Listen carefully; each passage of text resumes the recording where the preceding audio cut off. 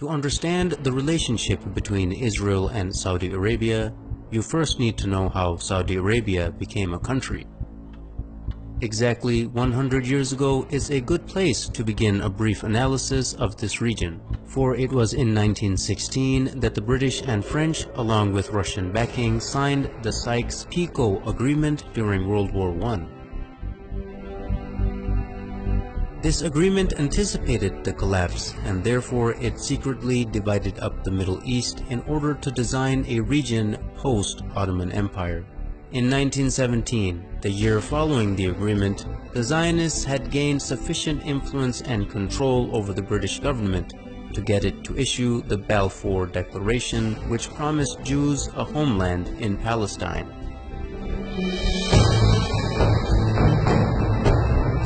Even though the population of Palestine was at the time 85% Arab and only 7% Jewish. The defeat of the Ottoman Empire by British imperialism in World War I left three distinct authorities in the Arabian Peninsula. In the west, the Sharif of Hijaz; in the north, Ibn Rashid of Hayl; and in the east, Amir bin Saud of Najd with his religiously fanatical followers, the Wahhabis. Britain got the most help from the Sharif of Hijaz, who led the Arab revolt against the Ottomans and helped the British defeat them.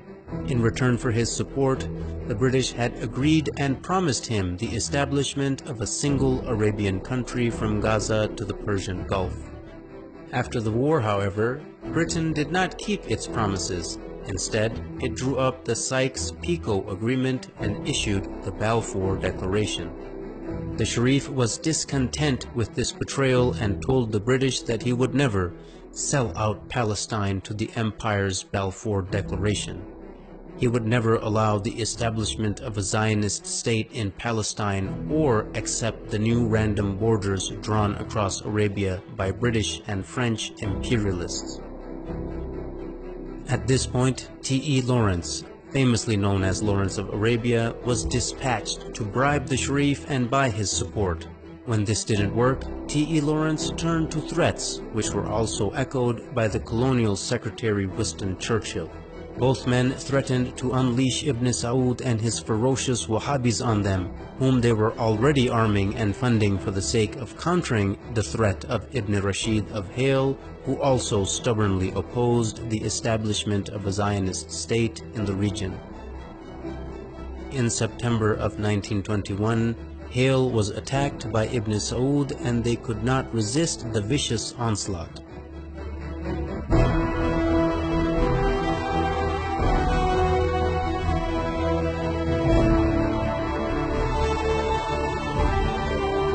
They officially surrendered in November of 1921. Hayl had dissolved into a colony of the Sultanate of Najd. By March 1924, the British realized that Sharif Hussein would not back down, so they unleashed Ibn Saud and his armies on the Hijazi territory as well. Within weeks, the forces of Ibn Saud and his Wahhabi followers began to administer what the British Foreign Secretary Lord Curzon called the final kick to Sharif Hussein and ruthlessly attacked Hijazi territory.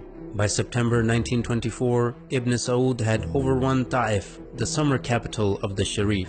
In mid-October 1924, Ibn Saud captured Mecca, the holiest place in Islam.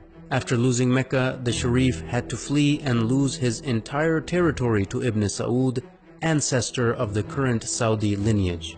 In January 1925, Ibn Saud had begun his siege of Jeddah, and the city finally surrendered in December 1925, bringing an end to over 1,000 years of caliphate rule which had begun after the demise of Prophet Muhammad.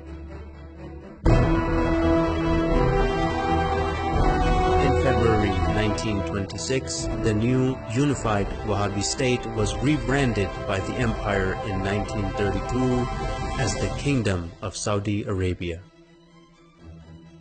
As you can see right from the start, the man who, as a matter of principle, opposed a Zionist state in Palestine was kicked out of his own land, yet the man who was willing to allow a Zionist state to be created was paid off handsomely and given an entire new country to exploit and dominate. Even today, any nation that is opposed to the legitimacy of the Zionist entity are being destroyed one by one, while the nations that support the existence of the Zionist entity, like Saudi Arabia, are being compensated handsomely for their subservience.